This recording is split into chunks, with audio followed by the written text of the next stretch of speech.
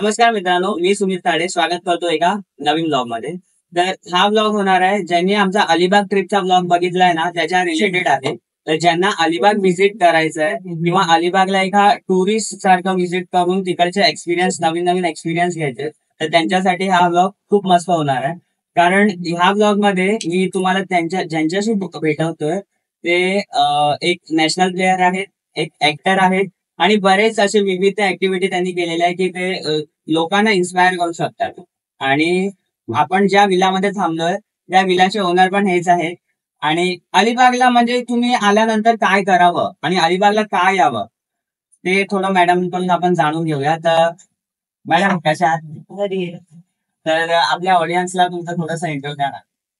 मी जुई Patil, national player gymnast आणि athletics Marathi वाण्यात वगैरे काम केलेलं आहे. कारण की गिटार्स वगैरे असेल आणि रेंटवर देतो. अलिबागचा तुम्हाला जर सहवास घ्यायचा असेल मी कधीही येऊ शकतो. मोस्टली इन डिसेंबर नोव्हेंबर जेव्हा थंडी जास्ती असते, this the right time to come. पावसाळ्यात वगैरे आपण अलिबागला पावसाळ्यात वगैरे पण येऊ शकतो, बाय रोड येऊ शकता, पण बोटीची सर्व्हिस तशी कमी असल्यामुळे रो चालू असते, पण बाकीच्या बोट्स असतात त्या कमी असतात. पण पावसाळा पण चांगला आहे इथे. नेचर मध्ये तुम्हाला सगळं छान हिरवगार दिसेल. मे महिना पण खूप चांगला आहे. आंबे बऱ्यापैकी मिळतात, गाडगोळे असतात, बरेच काही काही व्हरायटी तुम्हाला नेचर मध्ये ज्या गोष्टी मुंबईमध्ये नाही तुम्हाला मिळू शकतात त्या सगळ्या तुम्ही इकडे येऊन मजा करू शकता. Apart from day to day life आपण डेली लाईफ मध्ये तर ऑफिस मध्ये बिझी असतो, आपल्या वेगवेगळ्या कामात आपण बिझी असतो. तर आपल्याला मजा करायला आपले सगळे टेन्शन बाजूला ठेवून आपण अलिबागला येऊ शकतो. खूप मस्त असे फिरण्यासारखे स्पॉट आहे. तुम्हाला इथे जवळपासच 4-5 बीच बघायला मिळेल. त्या बीचवर पण तुम्ही एन्जॉय करू शकता. अलिबागला वॉटर स्पोर्ट्स पण चालू केले आहेत, तर वॉटर स्पोर्ट्स पण तुम्ही एन्जॉय करू शकता. आणि अलिबागला भरपूर विलास आहेत, तर त्यापैकी आम्ही ह्या विलामध्ये थांबलेलो.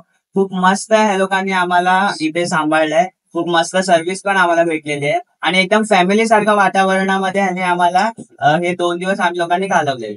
तर तुमच्या विलाबद्दल पण थोडं सांगा ना, की म्हणजे बाहेरून लोक जर इथे व्हिजिट करायचं असेल तुमच्या विलाला तर कसं येऊ शकता, किंवा मग तुमचे काय चार्जेस वगैरे किंवा do's and not to do असे काही गोष्टी असेल त्या पण. मोस्टली जेव्हा मुंबईच्या गंदगीमधून आपण बाहेर पडतो, तुम्ही जेव्हा म्हणता की फॅमिली सोबत बाहेर जायचंय. मुंबईमध्ये काय प्रत्येक जण एसी मध्ये असतं, ऑफिसेस मध्ये एसी, घरात एसी. इथलं वातावरण फुल नेचर याच्यामध्ये आहे, तर इथे एसी प्रकार हा शक्यतो आम्ही अवॉइड करतो. जितकं तुम्ही नेचरशी रिलेट करू शकता, गरमी असो, पाऊस असो, थंडी असो, सगळ्या क्लायमेटचा तुम्हाला इथे आनंद घेता येईल. म्हणजे आपण बाकी तर चांगल्या चांगल्या एम्युनिटीज फॅसिलिटीज वगैरे मुंबईला तर एक्सपिरियन्स करतो, पण एखाद्या दुसऱ्या ठिकाणी आल्यानंतर आपण तिथल्या नेचर मध्ये, तिकडच्या क्लायमेट मध्ये, तिकडच्या सराउंडिंग मध्ये आपण मिक्स व्हायला पाहिजे. असं नाही की लाईट नाही इथे, किंवा कधी कधी बघा काही गोष्टी आपल्याला मिळत नाही, पण त्या एरियामध्ये त्या ठिकाणी येऊन आपण त्या गोष्टीचा तो आनंद घ्यायचा असतो. नेचर सोबत आपण एक बॉन्ड बनवायचा असतो, कारण नेचर मध्ये अशा गोष्टी आहेत ज्या आपल्याला ना मुंबईमध्ये मिळत नाही. आणि इकडचा क्लायमेट असा आहे ना की तुम्ही इथे आल्यानंतर सगळं विसरून जाल. म्हणजे तुमचे जे काही टेन्शन आहे, वर्कलोड आहे, जितकं तुम्हाला काही कामाचं प्रेशर वगैरे आहे, इथे येऊन सगळं हलकं होणार. मी तर म्हणतो खरंच सगळ्यांनी 2 दिवस काय आठवडाभर येऊन इथे राहा, खूप मस्त मजा वाटेल.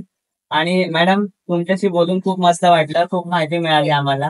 तर असंच नवीन नवीन ब्लॉग येत राहतील, त्या ब्लॉग मध्ये कंटिन्यू राहा. चॅनलला सबस्क्राईब करा, व्हिडिओ आवडला तर व्हिडिओला लाईक करा, कमेंट करा आणि भेटत राहा. चला, थँक्यू.